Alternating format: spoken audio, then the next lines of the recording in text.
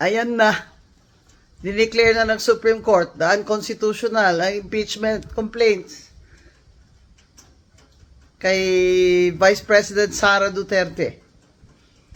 Nakasaad po kasi sa ating saligang batas, ang konstitusyon, na ang impeachable officers, kagaya ng Vice President, ay pwede lamang ma-impeach minsan, once lang, sa isang taon, bawat opisyal na impeachable.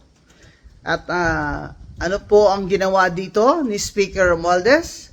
4 na complaint po ang pinagfa-file sa isang taon. Hindi lamang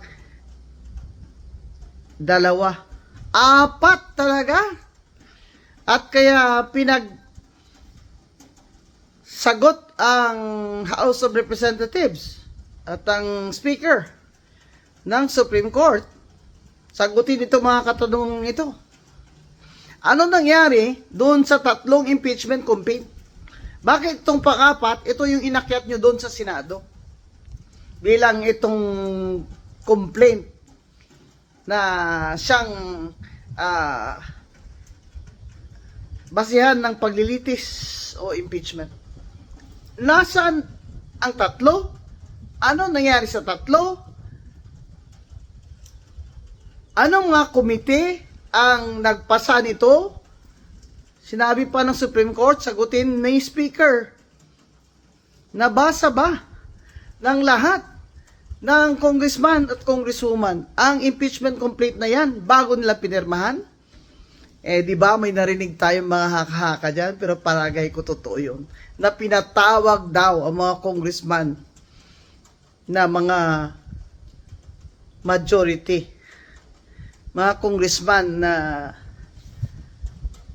under the thumb of Speaker Romualdez, pinatawag daw at doon sila nagpirmahan.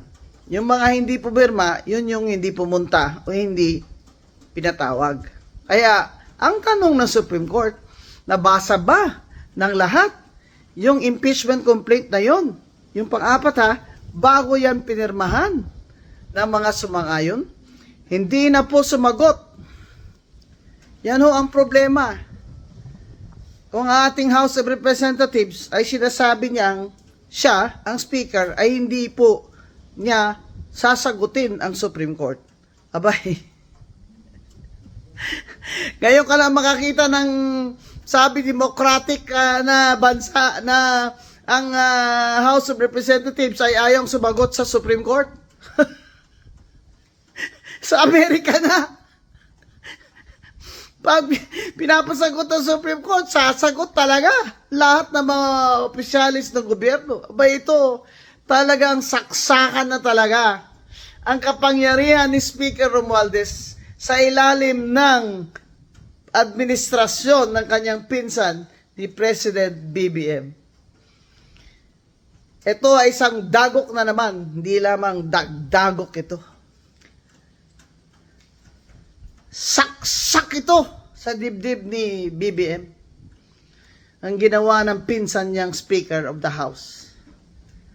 Sa pagmamadali nilang talagang tanggalin si VP Sara para wala na siyang kalaban sa 2028, ay lahat ginawa nilang basta mapadali lang.